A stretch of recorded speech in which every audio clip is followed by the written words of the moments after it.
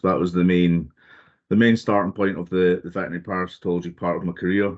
So PhD was looking into molecular markers for anthelmintic resistance, so worm resistance, looking at ivermectin resistance in Teledrossasia, which is the main worm that we've got here, and it's probably the main one that you've got over there as well, the brown stomach worm.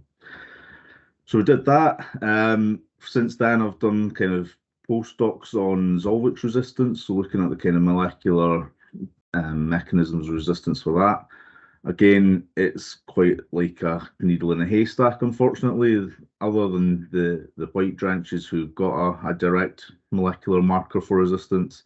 All the other classes don't. So there's a lot of research going on in the background looking to see if we can find something that changes, that suddenly makes these worms look resistant and make them resistant. So there's a lot of work going on in the background looking at that. So yeah, from there, joined Techion to kind of get a bit more hands on the feet on the ground kind of thing, to get more people doing fecal egg counts, really, because it's a great technique and it's cheap and easy compared to some of the other kind of molecular techniques that can spiral into a bit more expense. Just a quick question on that. And I know that I did send you the questions, but I am going to throw random ones at you. So you said that there's molecular markers for white drench at the moment and none of the others, but you're jumping directly to Zolvix. Are they doing anything for the other drenches, or are you just kind of doing the top and the bottom?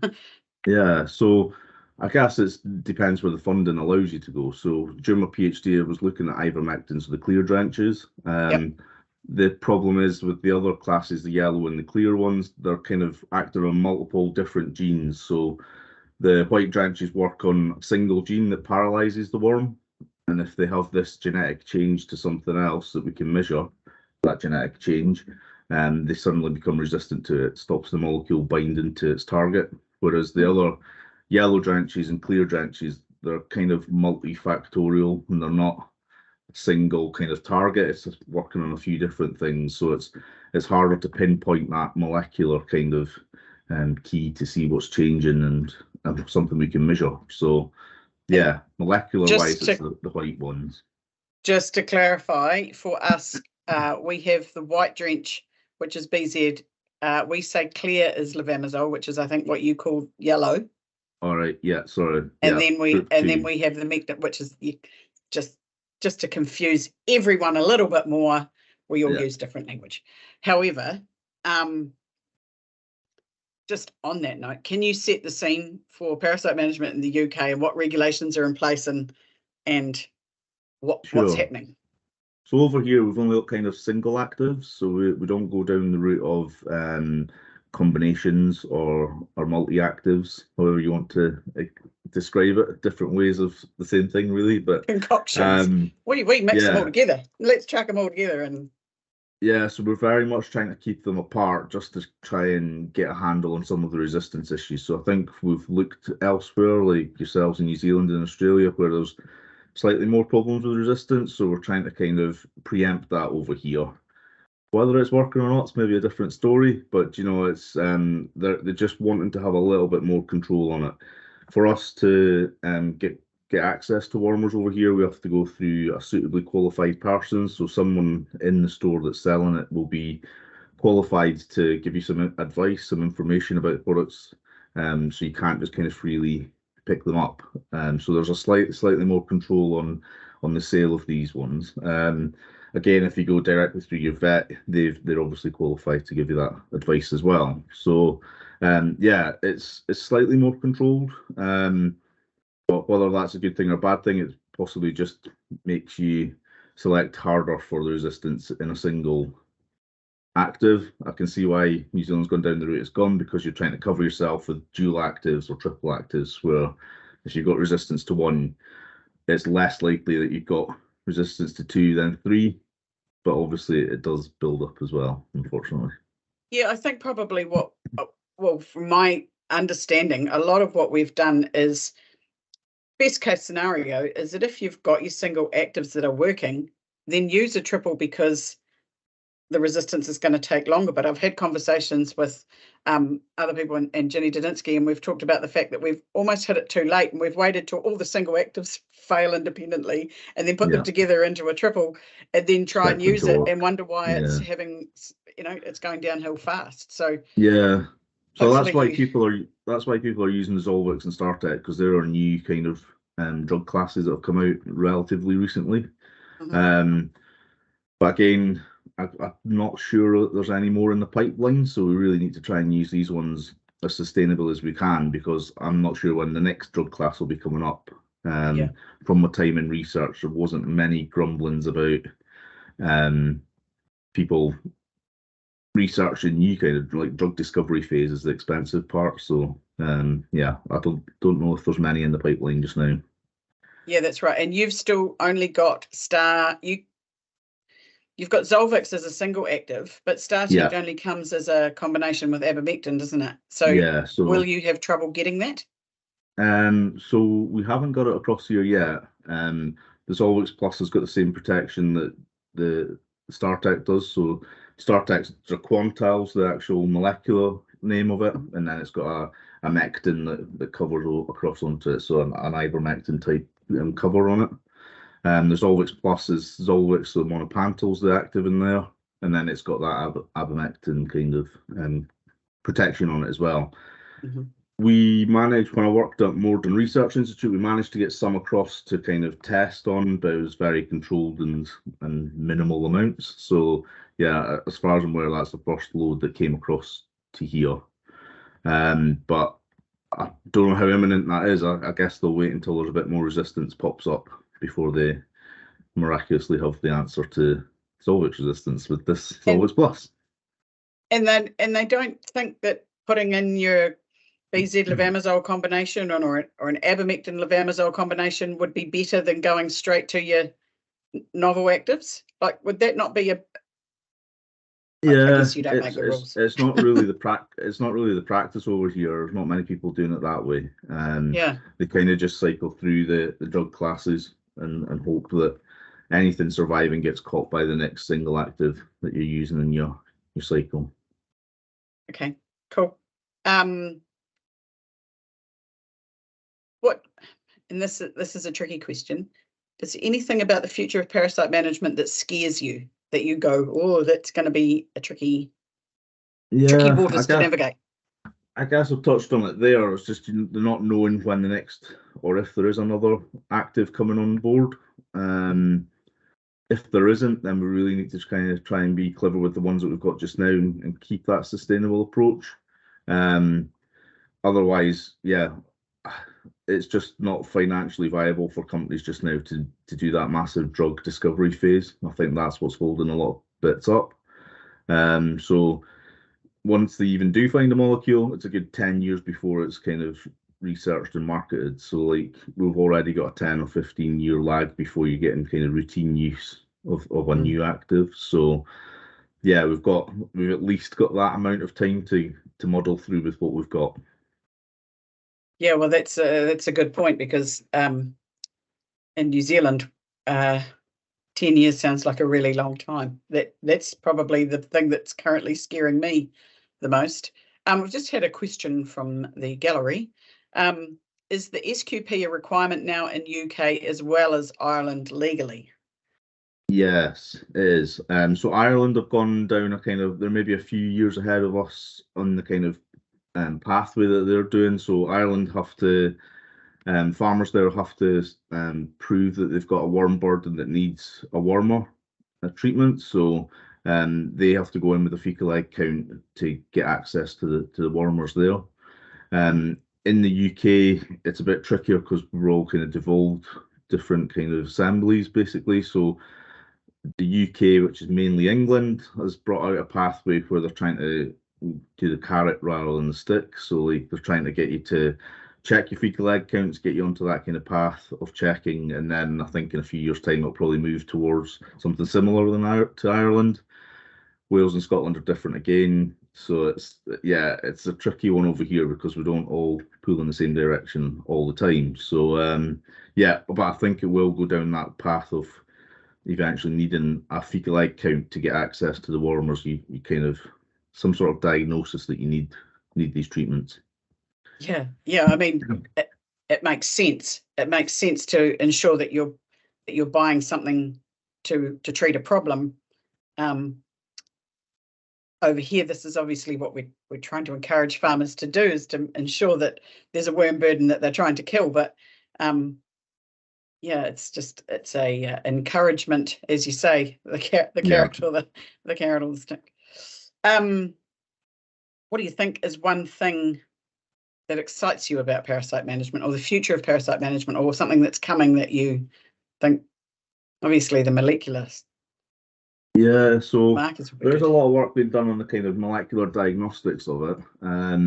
If we can kind of speciate different infections as well, we can kind of target, because each worm species will have a different anthelmintic resistance profile. So over here early on in the season, we'll see a kind of Teledorsasia, and then we'll see Homunculus coming in kind of summer, and then we'll get a Trichostrongylus infection midsummer on to kind of tail autumn. So I'm guessing the pattern's fairly similar across New Zealand. Yep. So if we can speciate them and just kind of check what proportions we've got, we can maybe say that the trichs are still susceptible to the white drenches, the BZs, whereas we would probably not use them for the other ones because they've been around the longest and there's the biggest kind of resistance built up from them. Mm-hmm. So yeah, kind of molecular diagnosis, speciation of the infections that we've got is probably reasonably close. Don't think it's pipe dream stuff.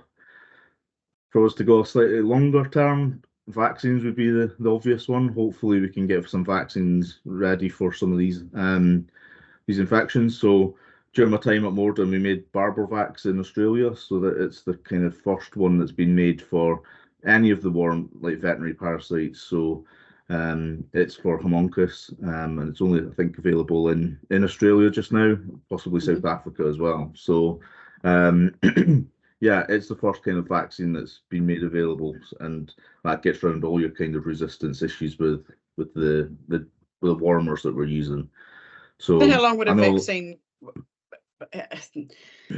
So a vaccine is going to fortify the animal so that they're going to kill off any larval infection that comes in. Yeah. So it just boosts their kind of immune system to recognize it. Yeah. The Barbourvax one does take a few repeat doses, so you have to use it quite a bit throughout the season. So although it's not a perfect vaccine, it's the first vaccine that we've got, and it does a really great job combating places I've got real resistance issues in Homunculus. So yeah. There is other work going on to try and get either a pan nematode one that does all nematodes, which is possibly a bit further in the future, but certainly one that does kind of Teledorsasia, because that's the main one in temperate regions like ourselves and you guys. Cool. Awesome. Well, that is exciting. I'm still trying to get my head around a vaccine and how that works in terms of making everything out, because it's a slightly different. Yeah. So for the Homunculus one, it's a bit easier because they're blood feeders. So when they take a blood meal, they get the antibodies that's been generated by the immune system in the sheep. So that kind of clogs up their inside. So these bind to little bits in the inside of the Homunculus gut, blocks them up, and they basically just die because they can't feed properly. Yeah.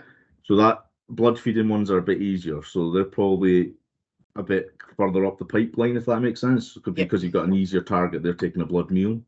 For the other ones, like Teledorsasia, they just kind of graze in the gut. So they're on a different part of the immune system that's mucosal. So you've got this mucus that's exuded from the gut, but you can get some kind of immune modulators through that part. So it's about stimulating those guys that's used as a kind of the meal for the Teledorsasia or Ostertasia in cattle as well.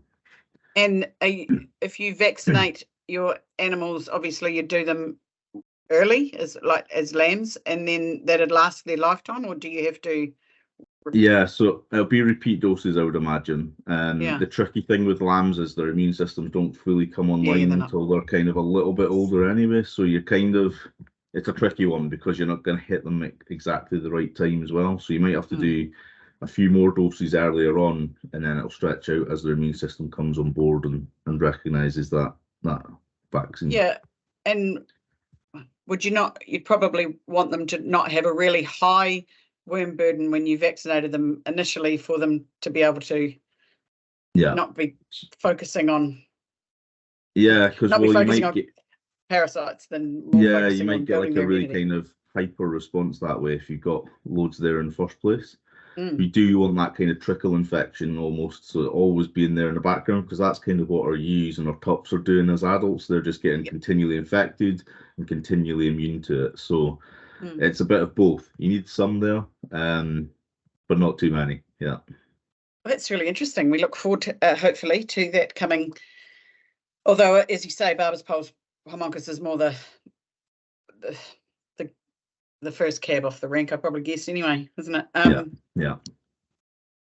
Is there anything that you think New Zealand farmers or UK farmers do better than the other, or is there things that we can learn from each other? Because I know that we sit over here and we go, oh, yeah, we're great farmers in New Zealand, and we are. But I am also very aware that you're over there farming with four single actives that you can use effectively. Yeah.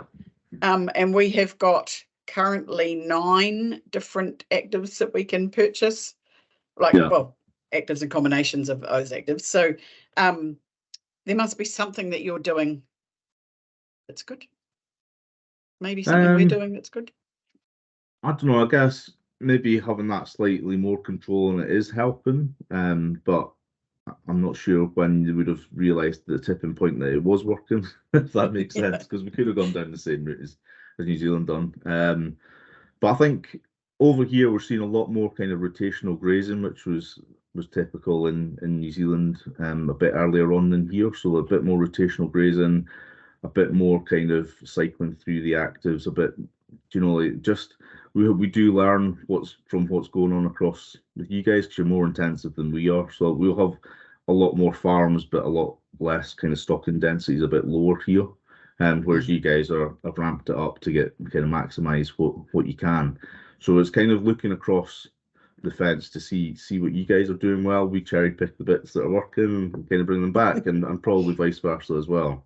So yeah, we've got a lot of people kind of going down the targeted selected treatment route, which was originated from kind of Lincoln, I think it was, up in ag research there. So there's a lot of people kind of looking at that kind of live weight gain with the TST stuff, and just fecal egg counting in general. I mean, in both places there's been a massive increase in people realizing the power of having fecal egg counts, what they can show us, what we can kind of map throughout the season, and kind of using that to our advantage, because it's a bit of a data driven process now, rather than a kind of, we've always done it every 3 weeks, so we're kind of just sticking to the calendar approach, which I think has been proven now to not really work that well, to be honest.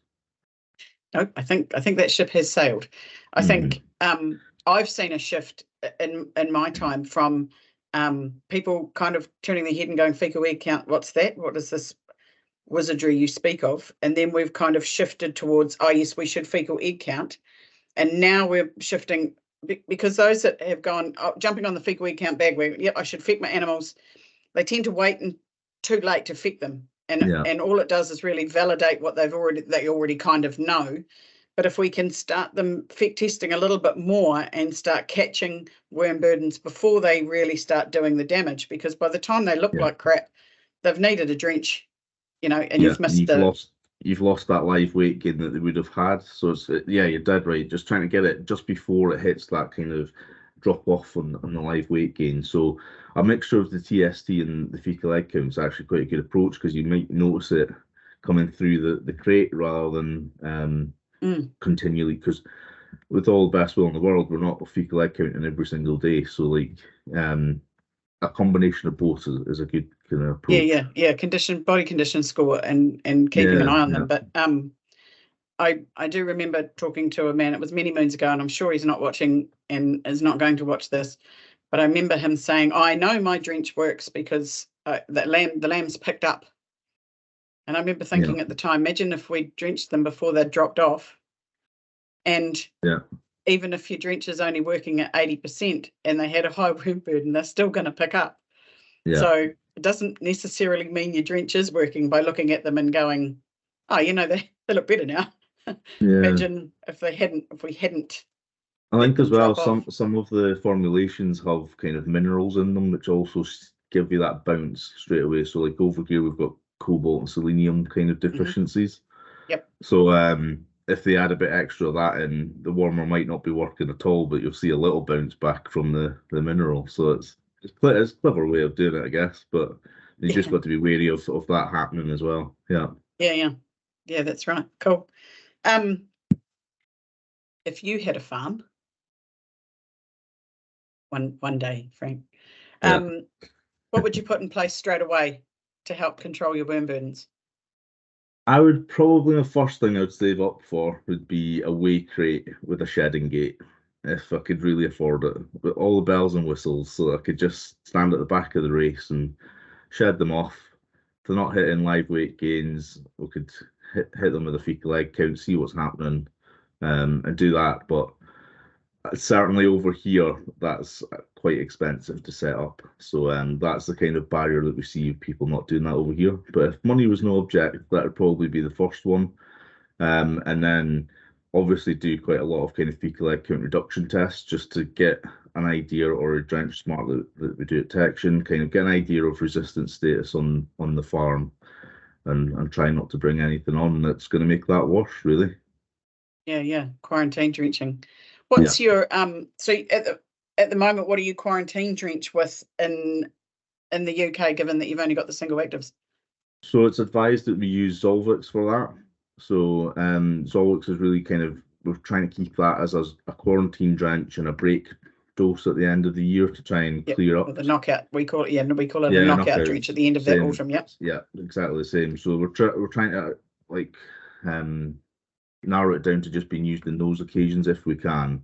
There is places where they're struggling with triple resistance to the other actives, so they've having to use it as a kind of normal warmer all the time, but they've suddenly got resistance to it as well. So like that continual use of a single class like that is the way that you break it and get resistance, unfortunately. So it's all about using the right dose and the right animals at the right time. You know, that mantra that I'm sure you've got something similar across your neck of the woods. Yeah, absolutely. It's interesting though, because I hear you say when you talk about triple resistance, you're talking about resistance to three actives at the same time. So that's right. Yeah. Whereas when we talk about triple resistance, we're talking about resistance to the triple combination. Right. which is the same thing, except it's all at once instead of individually. So sequentially. Yeah. Because if you talked about triple resistance in your language here, I would have said there's a high number of farms that would have a high number. I wouldn't want to put a number on that. But if we've got 30% of our New Zealand farms with triple combination resistance, then that can how many would have?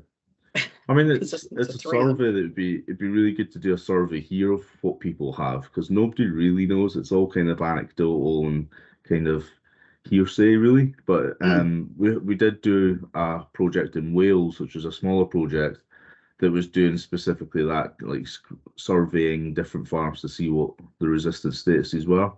Some were surprising, some were exactly what you'd thought. So like. There is cases where they are adamant they've got resistance, and then you actually show them, well, actually, you could still use that at specific times of the year. So it's not always the case. It's not always doom and gloom, but unfortunately, there is a bit of doom and gloom. there is a little bit, but that's farming, isn't there? Like, what would we all talk about if there wasn't a little bit of doom and gloom around? Exactly. I've lost my train of thought. I was talking about resistant. No, it's gone. Anyway, that's why I've got my notes here so I can go back to the questions that we're talking about. Has anyone got any questions just from the floor because we've kind of covered a few things, but there might be other things that people want to know a wee bit more about. Or if you already know it, maybe you'll ask a question that you think someone else would want to ask had they been here.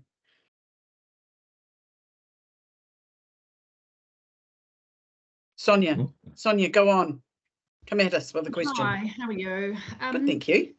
So if I take it that you're talking with single actives, it's mostly the sheep and cattle that they're only allowed single actives. Is that the same with horses as well, or is it just the sheep and cattle that's affected? So yeah, equine's the same. Okay. We've generally got kind of fewer products for the horse kind of side of it. But I guess the main ones that they're interested in are the kind of Sathostomans and the tapeworm over here. So I don't know. I'm guessing that's the same over your direction. That's not certainly more of a veterinary parasitology than a kind of equine expert. But we do have obviously sort of there's very limited singles, and most of them were, they are now doubles and triples. Most of the ones that people will go through or be pushed towards will be the triple. So it's interesting that there'll still be single actives over there. Yeah, I think most people go towards the kind of newer end of the drugs, if that makes sense. So into kind of moxidectins rather than trying the other kind of earlier classes. So yeah, you'll probably see quite a moxidectin, ivermectin kind of use. Yeah. Tiffany, is there any more that you can shed on that? Sorry, we've got Tiffany Menzies, who's a vet here from Farmlands. She might have more information in the horse world and actives available, or even Not Karen? A whole lot, but I was speaking to one of the drug company vets in the last 12 months or so, and he made the comment that was favouring combinations of triple rather than just say a single, because of having used the single for a long period of time, as reasons you already talked about, Frank, that then resulted in resistance in that one. And then when you just try and tack on another active onto that, you're still relying essentially on a single with that new active, not a dual or even a triple. So he said actually would have gone for the triple combination to try and first, and then not just steer to the singles, because just to try and mitigate build up resistance more effectively for longer. Yep. Cool. Thanks, Sonia. Thanks, Tiff. I think another thing that we need to remember as well, that most of your worms are on the grass and not in your animals. So when we're treating the animals, we're only treating a certain proportion of the worms in your infective pasture. So the ones that you're selecting for resistance get pooed back out onto the grass, and they do build up over time, but the majority of your worms are on the grass. I think it's 80 or 90% of your worms will be on the pasture rather than in the animals. So we're treating a small proportion of them, and then if we're not treating them correctly, then we're ending up with infective resistance or resistant worms coming out that are accumulating, I guess is the best way to put it. Yeah, we talk about that, around 95% even can be on the ground, and yet we're treating 5% of the population with products that might work for 1 or 2 days, might work, and that's what we're spending all of our time, energy and money in. And if you put that in any other industry in the world, and they said, we're just going to treat 5% of the problem, that's where we're going to put our energy and time, then people, it would be laughed at. But anyway, I get a bit. I'll stop talking now. Right, time for a quick game of word association, Frank. And this, I didn't give you a heads up about this. No, you didn't. And then we'll come back to questions. So while we're doing this, people can think of some more questions to ask. But when I say a word, I want you to answer with one word that comes into your head as quickly as possible, with as little thought as possible. So if I say cat, you would say? Dog. You've got it. So we'll start off easy, and I'll say All Blacks. Rugby. Government. Sham. Refugia. Tricky to explain. That's not one word, but tricky. Tricky. Feck testing. Useful. Farmers. Trying the hardest. Yeah. Yeah. Cool. Awesome. if that's all the questions, rather than take up any more of your time, if everyone's got all the information that they need, we can and feel free to email us, and between Frank and I, we can have a conversation about it and get back to you with any answers or to any questions that you might have along the way. Thank you very much for your time, Frank. It's breakfast, and we should let you go and have breakfast. Oh, Tiffany's turned her mic on, so maybe she's got a question. I do, but probably a little bit off topic. I was going to say coccidiosis is in calves. In New Zealand here, that we certainly with in the spring or with overcrowding, etc., it does become a problem, and obviously use of coccidiostats in feed, particularly or milk. Similarly over in the UK.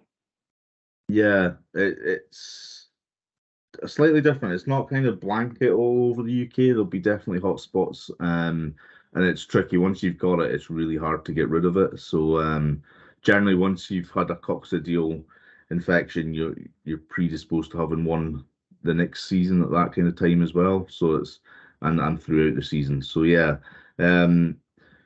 it's tricky because there's so many different coccidial species. Not all of them are pathogenic. So I think there's 12 or 13 in sheep, a different 12 or 13 in cattle, and about 2 or 3 in each of sheep and cattle are actually infectious. So you can have a really high coccidial count, but not all of them are pathogenic. Some of them are just kind of residing there, not doing very much. But the pathogenic ones do cause a lot of trouble. So we're currently trying to develop a test at Techion that will speciate the different between the pathogenic and non-pathogenic ones. So we're at the later stages of a test being developed for that. So hopefully in the not too distant, we'll have a test that can tell the difference between the pathogenic and non-pathogenic ones, so you can target your treatment again. So I guess a lot of today's stuff's targeting treatment to what needs it rather than blanket dose and everything. Yeah. And they class as an antibiotic over there? Yeah, sorry, Sonia, what was the that? coccidios, that side of things. Are they classed as an antibiotic in the UK? An antibiotic rather than yeah. I guess they're anti-protozoan rather than biotic. Yeah. So do you have feeds that include that coccidiostat? What was that, sorry? Yeah, it is restricted, Sonia. Yeah. Okay. Because so. I mean, pretty much you can walk into any store over here and buy a feed with it in. I'm pretty sure it's restricted. If not, it's definitely restricted to the SQP level, where you have to have a conversation before you get it over the shelf, over the counter.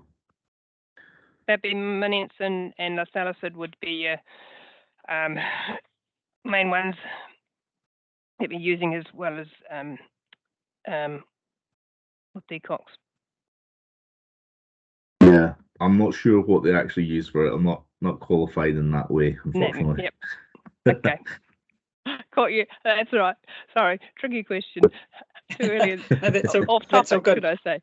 Thank you. No, well, because we have talked a wee bit about coccidia and other in the other webinars, so it's all part of it. But yeah, I mean, I know that there's a debate about antibiotic or what did you call it, anti-protozoan? Yeah, and the classification of that, and whether it ruins AB status, AB free status and whatnot. So it's a bit of a gnarly topic. And people decide, I suppose it's customer perception too, whether for you over there, whether they actually perceive that it is a medication. So they definitely would rather it not be in their products that they're consuming as an end consumer, or giving it to the animals. But then there's obviously, I think that you might possibly have a stronger public perception. So we do kind of, for a while there was a bit more of a premium on organic kind of status over here. It's probably not as wide now, so people are going back to conventional rather than the organic side. But obviously with the organics, you'd have to double up withdrawal periods and kind of take more of a note of what you're treating your animals with. Whereas conventional, you're just following kind of what's on the bottle. So, I don't know. I guess people are a bit more wise to what's being added to their food now than before. So yeah, it's maybe one to keep an eye on. Yeah. Thank you. I think I've had a conversation with Greg in the past, who certainly says that in the UK you could ask a farmer who their customer is, and they know exactly where their meat is going and who's likely to be eating it. Whereas in New Zealand, if you ask a farmer who his customer is, and they'll say, "Oh, it's Silver Fern Farms," or "It's Alliance," or Anscote, it's the meat companies that they're selling it to rather than individuals. So we're quite distanced from our customers per se. Whereas I think in the UK you've got a closer connection. Yeah, so like a lot of places will kind of buy on behalf of like Waitrose or Marks and Spencers or something like that, or Morrison's, like our big supermarkets over here. But they put tight kind of restrictions on what they're looking for. So it does mean that you're having to keep a closer eye on them. You can't just send them stuff that's way too fat or way too big. They're looking for very specific qualities in the meat that you're giving them. So yeah. It's probably a bit of a pro and con, kind of like it might be easier to send a whole wagon away of mix and mash rather than kind of specifics. Yeah, targeted, hitting specific targets. Well, you've got it tough over there, hitting specific targets with 4 or 5 single active drenches to use, and everything's regulated. Yeah. Evans. That's what I mean. That's what I was saying when he said farmers, they're trying their best. That's the thing. They're working against it. Well, have we got? I'll just open it up again just in case. But yeah, I will let you go and have your breakfast now before your children barge in. And and thank you very much for your time. And like I said, email us with any questions. My email is tracy@fecpacg2.com. And mine's is frank@techion.com. Yeah. So flick your questions through, no problem to answer them. The next It's Monday is the 12th of February, and we were going to talk to another veterinary parasitologist from across the different ditch, Dr. Matt Playford from Australia, and talk about a bit more about cattle. So keep an eye out for registering information on that. Also, that's the week of the South Island Field Days in Waimumu, so come and see us in the big Ag Centre. And check the catalogue that you get. I can't remember what it's called. I should have had the right wording, but you get a little catalogue that's got the site book that tells you where all the sites are. Check that, because if you find us in there, you might get a free FEC test. So scan the code and get your free FEC test and come along and see us. We're looking forward to that. Like the Facebook page, the FECPAC Facebook page, to keep up with information. Awesome. Thank you very much, Frank. Thanks for joining us. Problem. Go and have your other coffee. Wake your children up. I will do. Thanks a lot. Awesome. Okay. Thanks, mate. See you later. Thanks very much. Thank you all. Thank you. Bye now. Thanks. Thanks, everyone. Thanks, Karen.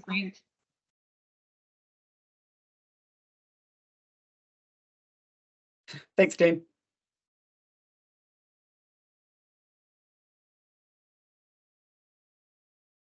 Work, Megan. Thank you.